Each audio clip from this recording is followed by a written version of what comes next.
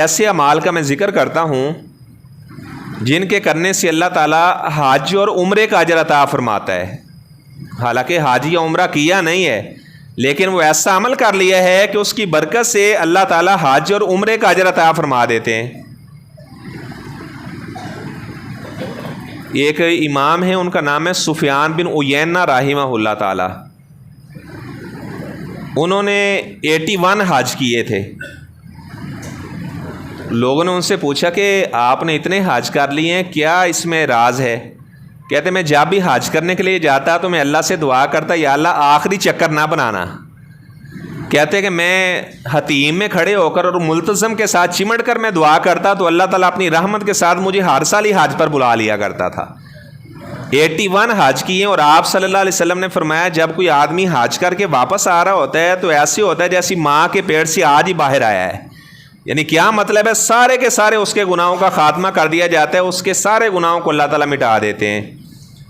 اور حج کرنا ایسی عبادت ہے، آپ صلی اللہ علیہ وسلم نے فرمایا کہ جو آدمی اپنے گھر سے حج کے ارادے سے نکلتے اسے راستے میں موت آ جاتی ہے. کوئی حادثہ ہوا، کوئی مسئلہ بن گیا، فوت ہو گیا. آپ صلی اللہ علیہ وسلم نے فرمایا جب کوئی بندہ فوت ہو جاتا ہے تو نیکیوں کا سلسلہ بند ہو جاتا ہے. آپ نے فرمایا لیکن یہ بندہ جو حج کے لیے جا رہا تھا راستے میں فوت ہو گیا. مثلا ہم نمازیں پڑھتے ہیں، جیسے ہی بندہ فوت ہوتا ہے نمازوں والا اجر نہیں ملے گا. ہم اپنی زندگی میں جو روزے رکھ لیے، اگر کوئی بندہ فوت ہو گیا تو یہ اجر نہیں ملے گا. لیکن آپ نے فرمایا کہ یہ بندہ جو حج کے لیے جا رہا تھا راستے میں فوت ہو گیا، اب قیامت تک جتنے بھی حج آئیں گے، آپ صلی اللہ علیہ وسلم نے فرمایا ہر سال اسے اللہ تعالیٰ کامل حج کا ثواب عطا فرمائے گا. یہ حج کی اتنی زیادہ فضیلت ہے.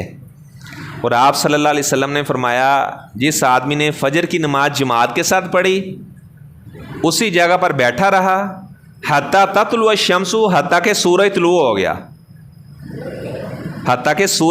گیا، اپنی اسی جگہ پر بیٹھا ہوا ہے. سورج طلوع ہونے میں زیادہ وقت نہیں لگتا، 2 منٹ اور 24 سیکنڈ کے اندر سورج طلوع ہو جاتا ہے. لیکن فقہاء نے لکھا ہے آپ صلی اللہ علیہ وسلم نے، کیونکہ جب سورج نکل رہا ہو نماز پڑھنا منع ہے، جب سورج غروب ہو رہا ہو نماز پڑھنا منع ہے، جب سورج درمیان میں کھڑا ہو زوال کا وقت ہو نماز پڑھنا منع ہے. جمعے والے دن آپ زوال کے وقت بھی نماز پڑھ سکتے ہیں، جمعے والے دن یہ ممانعت نہیں ہے. اور مکہ کے اندر کوئی ممانعت نہیں ہے، سورج نکل رہا ہے، ڈوب رہا ہے، درمیان میں کھڑا ہے، آپ جب چاہیں نماز پڑھ سکتے ہیں. مکہ میں یہ ممانعت نہیں ہے، مدینہ میں یہ ممانعت ہوگی، مکہ میں یہ ممانعت نہیں ہے. اچھا آپ صلی اللہ علیہ وسلم نے فرمایا اچھا سورج جب طلوع ہو رہا ہوتا ہے تو اس کے بعد آپ نے فرمایا قدر رمحین، ایک نیزے کی بقدر سورج جب نکل آئے تو اس کے بعد پھر آپ نماز پڑھیں. تقریباً 12 سے 15 منٹ کے بعد جب آپ دیکھیں کہ سورج کے نکلنے کا یہ وقت ہے، اس سے تقریباً 12 یا 15 منٹ کے بعد آپ اشراق کی نماز پڑھیں. اور اگر ایک آدمی رات کو سویا رہا، اس کی آنکھ کھلی جناب 5:56 پر، جب یعنی سورج کے طلوع ہونے کا وقت ہے، 1 منٹ باقی رہ گیا ہے، اب وہ دیکھتا ہے کہ صرف 1 منٹ باقی ہے، وضو اس نے کر لیا ہے، اب کیا وہ نماز شروع کرے یا سورج کے نکلنے کا انتظار کر لے؟ اگر تو اسے اس بات کا علم ہے کہ میں سورج کے نکلنے سے پہلے 1 رکعت پڑھ لوں گا، آپ صلی اللہ علیہ وسلم نے فرمایا من ادرک رکعۃ من صلاۃ الفجر قبل طلوع الشمس فقد ادرک الصلاۃ. آپ نے فرمایا کہ اگر اس نے سورج کے طلوع ہونے سے پہلے 1 رکعت پڑھ لی فقد ادرک الصلاۃ، تو اس نے نماز کو پا لیا، اس کی نماز ادا ہوگی، اسے قضا نہیں کہا جائے گا. بعد میں دوسری رکعت اگرچہ وہ تب پڑھ رہا ہے جب سورج طلوع ہو رہا ہے، ایسا کرنا جائز ہے. اور ایسے ہی آپ صلی اللہ علیہ وسلم نے عصر کی نماز کے بارے میں فرمایا جس نے عصر کی 2 رکعتیں پا لی سورج کے غروب ہونے سے پہلے، آپ نے فرمایا فقد ادرک الصلاۃ، اس نے بھی نماز کو پا لیا، اس کی نماز بھی ادا ہوگی، اس کی نماز کو قضا نہیں کہا جائے گا، اس نے وقت کے اندر ہی نماز پڑھ لی ہے. 2 رکعت اس نے سورج کے غروب ہونے سے پہلے پڑھی ہیں، 2 تب پڑھی ہیں جب سورج غروب ہو رہا تھا. آپ صلی اللہ علیہ وسلم نے فرمایا ایسے بندے کی جو نماز ہے اسے ادا کہا جائے گا، قضا نہیں ہوگی، اس نے نماز کو پا لیا ہے. اچھا میں بتا رہا تھا جس نے فجر کی نماز جماعت کے ساتھ ادا کی، بعض ایسے لوگ ہیں جو فوت ہو جاتے ہیں اس دن کی 5 نمازیں نہیں انہوں نے پڑھی ہوتی. کوئی بندہ رات کو 10 بجے فوت ہو گیا، مر گیا، اس نے نہ فجر کی نماز پڑھی ہے، نہ ظہر کی، نہ عصر کی، نہ مغرب کی، نہ عشاء کی پڑھی ہے.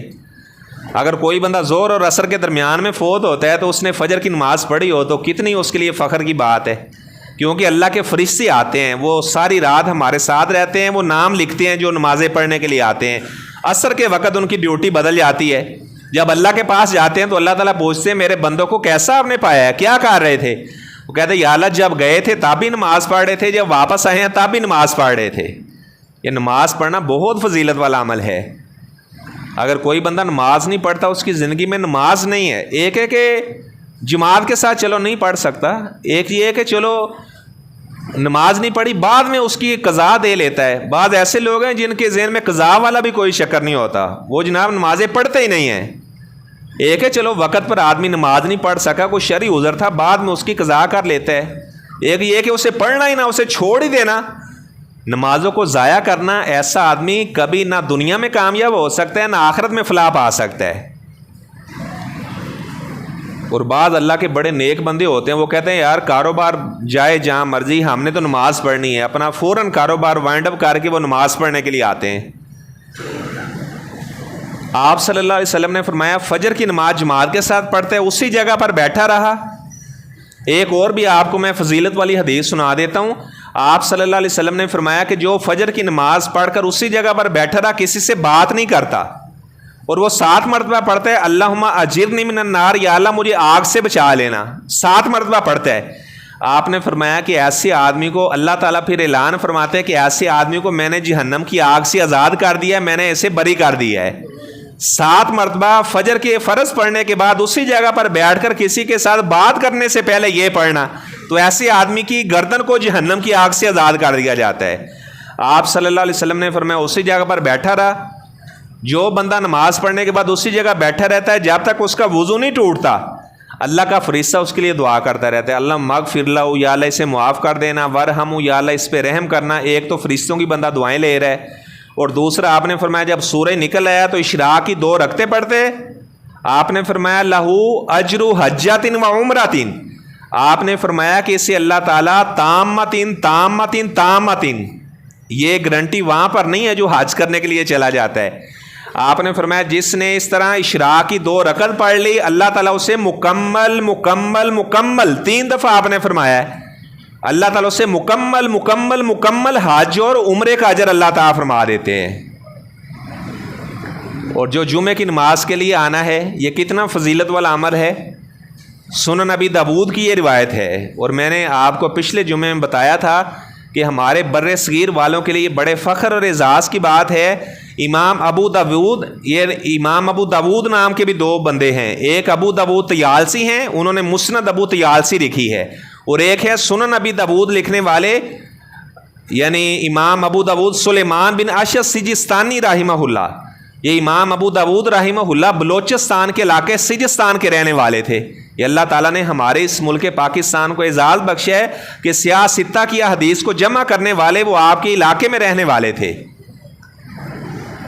امام ابو داؤد رحمہ اللہ نے اس روایت کو درج کیا ہے۔ آپ صلی اللہ علیہ وسلم نے فرمایا من غسل وقت آسلا، جس نے جمعے والے دن اچھی طرح سے غسل کیا، وب تاکرا، اور جلدی آ کر بیٹھ گیا، بڑے توجہ کے ساتھ امام کی باتیں سنتا ہے، کوئی لغو بات نہیں کرتا۔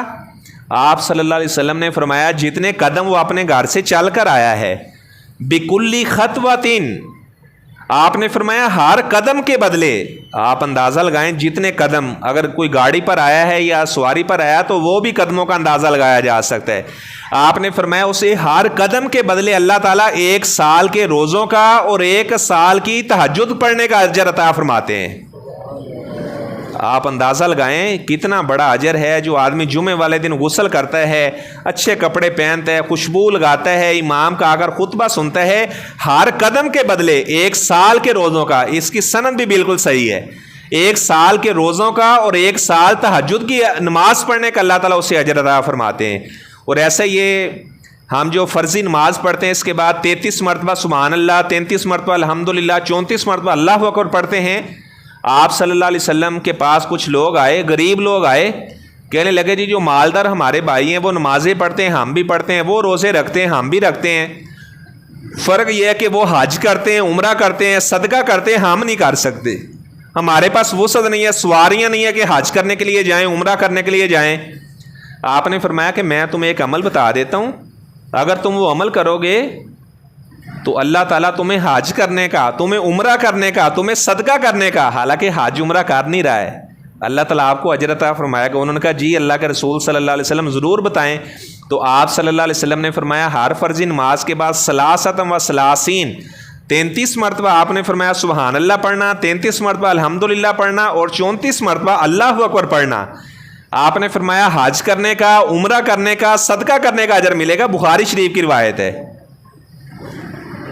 اچھا وہی لوگ کچھ دنوں کے بعد آئے، اللہ کے رسول صلی اللہ علیہ وسلم جو وظیفہ آپ نے بتایا تھا نا، ہمارے جو مالدار بھائی ہیں نا انہیں بھی پتہ چل گیا ہے، اب انہوں نے بھی یہ کرنا شروع کر دیا ہے۔ آپ نے فرمایا یہ مال پھر اللہ کا فضل ہے، جسے اللہ تعالیٰ چاہے اپنے فضل سے نواز دیتے، اب تو میں کچھ نہیں کر سکتا۔